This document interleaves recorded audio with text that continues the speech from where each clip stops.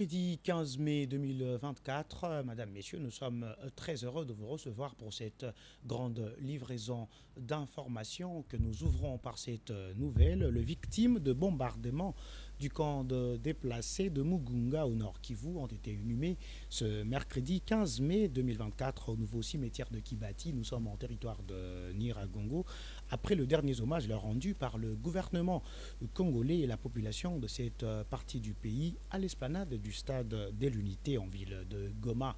Ces nouveaux cimetières, selon les autorités congolaises, est dédié à toutes les victimes de la guerre du M23 soutenues par le régime de Paul Kagame, le président rwandais. Le ministre des Affaires sociales, Modeste Mutinga, a rassuré les populations du Nord Kivu en général et celles de Goma en particulier qu'elles ne seront pas seules dans cette guerre. En l'en croire, le Rwanda finira tôt ou tard par répondre de ses actes devant les instances judiciaires. Suivez. Chers frères et sœurs, membres de famille, certains que la barbarie et les actes criminels perpétrés par Paul Kagame ne resteront pas impunis. Le Rwanda, principal auteur des bombardements de Mugunga de Lushagala, finira par répondre de ces actes répréhensibles devant la Cour internationale de justice pour avoir violé délibérément les dispositions du droit international humanitaire en s'attaquant aux populations civiles innocentes et sans défense. Je vous avoue, le paiera tôt ou tard, car le sang des Congolais crie vengeance. Que la mort infligée à nos compatriotes cimente davantage notre unité nationale et notre vivre. Restons unis derrière le président de la République, commandant en chef des forces armées, pour brouter dehors de notre territoire Kagame et ses respectifs du M23. Que Dieu nous protège. Éric Bissélé, analyste politique et membre de l'opposition, invite le gouvernement à mettre en place une stratégie en vue de sécuriser les survivants se trouvant dans le camp de déplacés dans la province du Nord Kivu. Il l'a fait savoir après l'inhumation, ce mercredi 15 mai 2024, de 35 victimes de bombardements survenus au camp de déplacés de Mugunga. Suivez. Les victimes de bombardements survenus au camp Mugunga ont enfin été inhumées en présence du membre du gouvernement central. Que de l'émotion pendant la cérémonie d'hommage aux victimes. Indigné par la recrudescence de l'insécurité dans ce coin, Éric Bissélé dénonce l'inaction du gouvernement. La question qui se pose déjà, qu'est-ce que le gouvernement central fait pour les survivants de cette guerre, qui sont actuellement dans les camps de déplacés, là où étaient morts ces victimes innocentes? C'est ça la grande question. On sait que pas grand-chose. En outre, cela me rappelle le meurtre des Wazalendo qui étaient dans les églises, qui étaient assassinés par la garde républicaine. Et nous avons enterré, soi-disant, il y avait également les délégations du pouvoir central. Mais finalement, qu'est-ce qui a changé pour nos frères de Goma et de l'Est en général? Rien. La situation va de mal en pis. Et il faut quand même regarder les choses en face. Eux, ils sont en train de festoyer à Kinshasa. Ils se déplacent à Goma seulement pour dire on va vous enterrer dans des caisses. Mais finalement, après, ils reviennent. La réalité, c'est que la misère là-bas est d'une humanité incroyable. C'est-à-dire, j'ai vu des mamans se déplacer 7 km pour aller chercher des bois qu'elle va vendre 1000 francs, s'il vous plaît. Et il y a des enfants là-bas. Que fait l'autorité centrale? À part détourner des millions de dollars ici. Donc, je ne suis pas du tout dupe à croire à ce genre de faux semblants. Il est aussi question que les autorités politiques soient devant leurs responsabilités. Pour rappel, le bombardement survenu le 3 mai dernier a causé au total 35 morts et plusieurs blessés.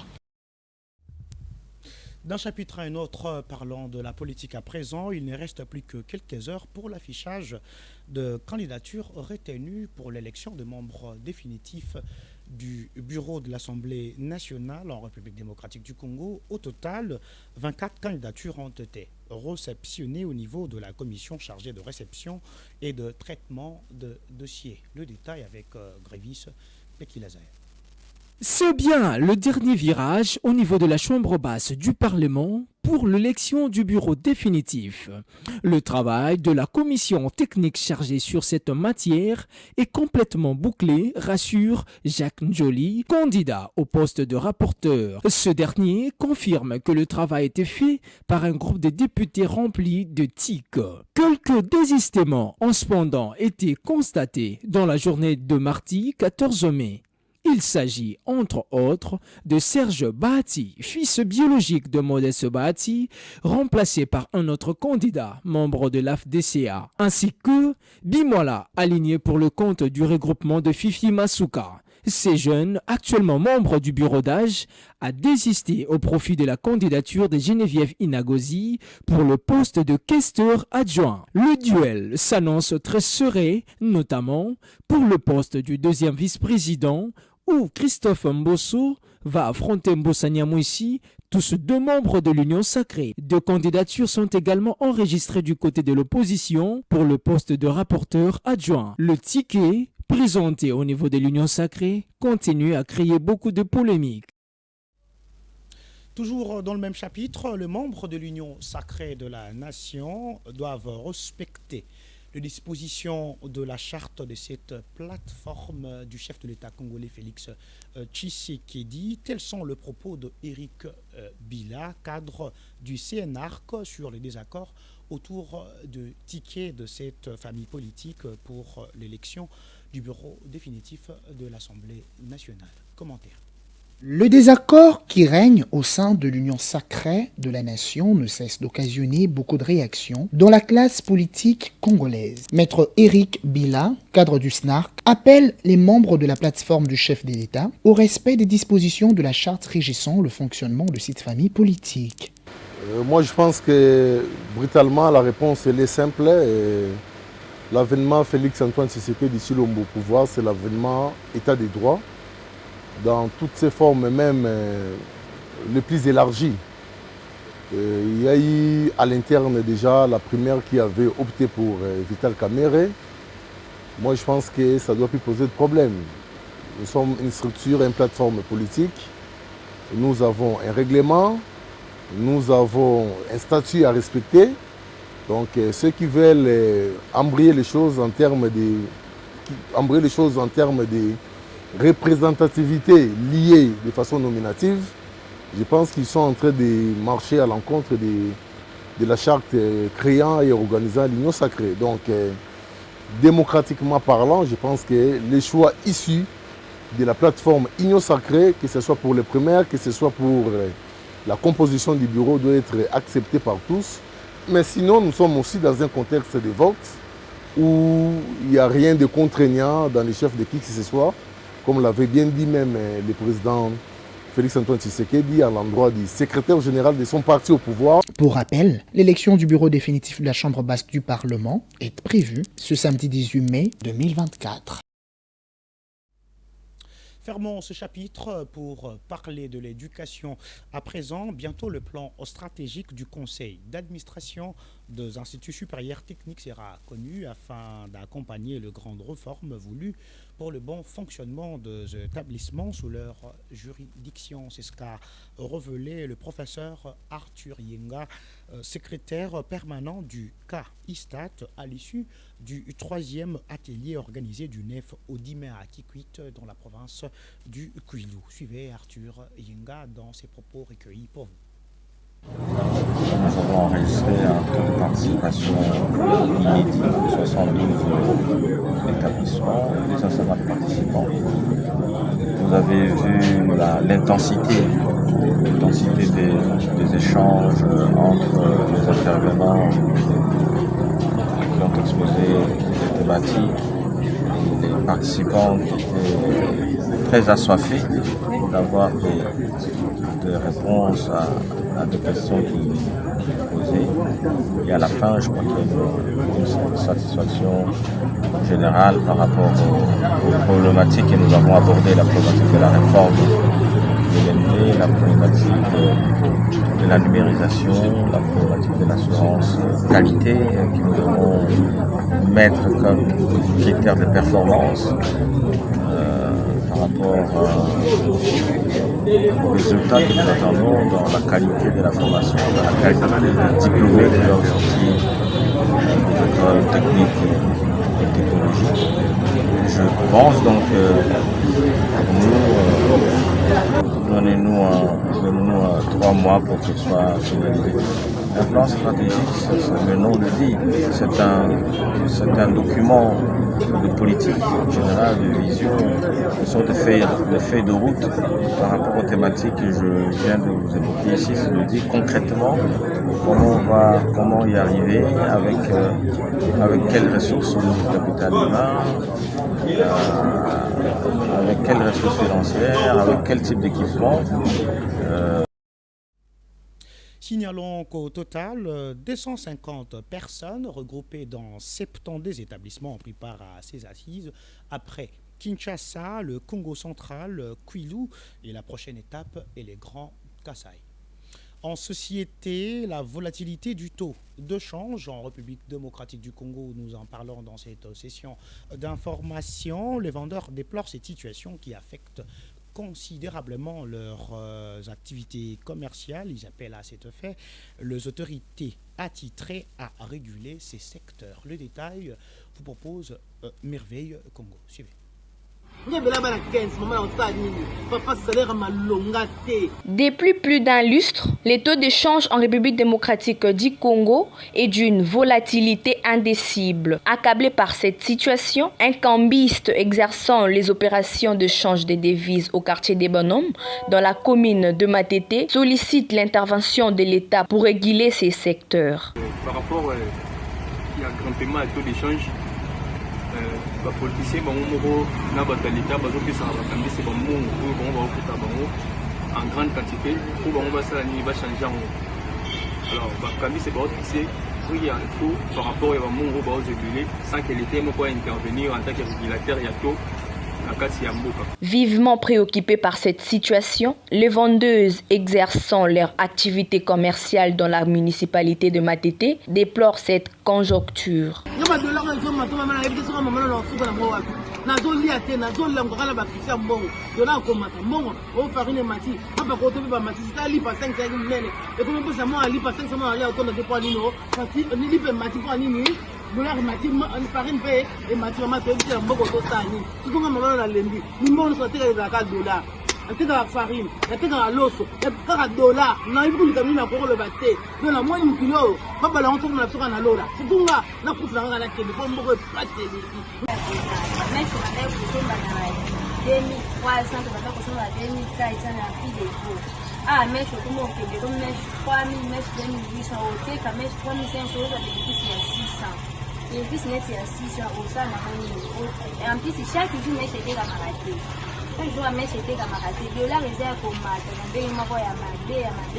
Actuellement, les taux d'échange en République démocratique du Congo se négocient entre 2750 francs et 2800 francs pour $1. Et l'avenue Cabinda, dans son tronçon compris entre l'avenue de Tuileries et Major, est dans un état de délabrement très avancé. Cette dégradation de la chaussée donne du fil à retordre aux motos, véhicules, bus, mais également les minibus qui empruntent cette voie d'utilité commune. Face à cette situation, le riverain et le passager ont lancé un SOS aux autorités compétentes. Ginette Matoko.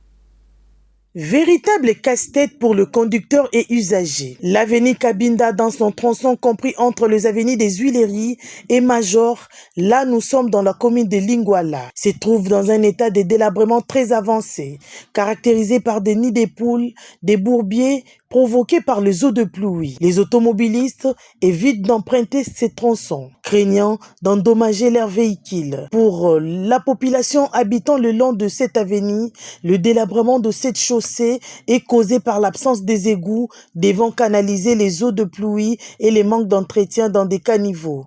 Tosengi vraiment tozo souffrir makasi na nini parce que banzela nyo senge baby biso tozo souffrir parce que nzela zo contribuer bien na social. Ceux qui vraiment ont mitema malamu conscience na bango ezosala bakanisa pe biso to souffrir makasi. Bon esala biso nano mama na pasi na mitema omona nzela ezalaka nango bien mais ekoma boye esala biso pasi bon elona oyebisa bango bozobimisa mbongo ebele oyo ezotala mabwanzela epuis bozobongisa toboyi te mais pozala nde na suivi na bachef du quartier chef d'avenue chef de rue balandelaka bakolo bamapango oyo baza bamapango na baprince bango fulu na bango ezala nde na kati ya terrassier yango nde ezosalaka baterrassier etonda. Non, les boulons depuis tout le monde, il paraît qu'il y a des mailles à peine victoire. Mais ça comprenait pourquoi l'État est capable de côté mais la batouana. Si les autres souffrira bon c'est là batouba quoi la maille wana. Chaque jour batouba quoi mais maille wana les autres na kati accompagner wana. Gouvernement so mona yango te. Ouais, le muso ça dit pas que tout le monde va batouba wana te. Onga na ko senga il faut que chef ye moko luka penda batouba suivi. La plupart sont restés par mon côté na nda kwalali abosani batango pe babosani biso bakimina ba mon. Suivi ça sans suivi c'est et le kwata mo côté ko salima. La population de ces coins de la capitale lance un SOS aux autorités compétentes afin de trouver des solutions pour cette route. Parlons sport pour mettre un terme à cette session d'information au stade Frédéric Kibasa Maliba de Lubumbashi.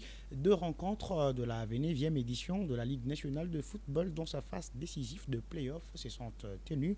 D'abord à 13h, le Lubumbashi Sport a été martyrisé par l'association sportive Dauphin Noir de Goma sur la note de 4-0.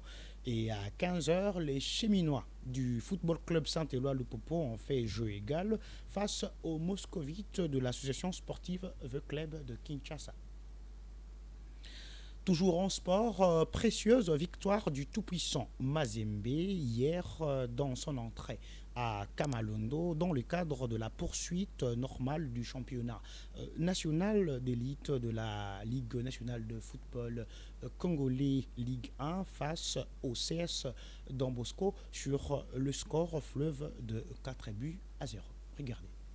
Au temple de Badiangwena de Kamalondo, dans la ville cuprifère, l'après-midi était cauchemardesque pour les Salésiens de Don Bosco qui se sont sauvagement fait dévorer par le corbeau du tout-puissant Mazembe. Dominateurs de bout en bout, les Noirs et Blancs ont réussi à coller 4 buts à leurs adversaires. Tour à tour, Kabouit. Récupération, la passe bien placée, la sortie des Rubembe.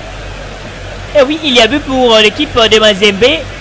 Et non la faute d'Oscar Kabouit.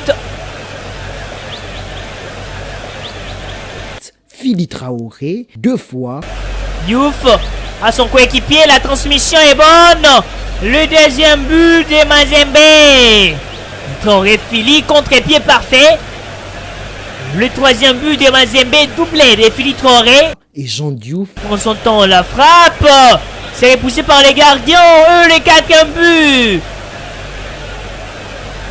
Ont infligé une claque à leurs confrères louchois. Avec cette large victoire, les hommes de la mine Diaye poursuivent leur série d'invincibilité en championnat cette saison et consolident la première place du classement dans cette phase de play-off et totalisent 23 points en 11 sorties.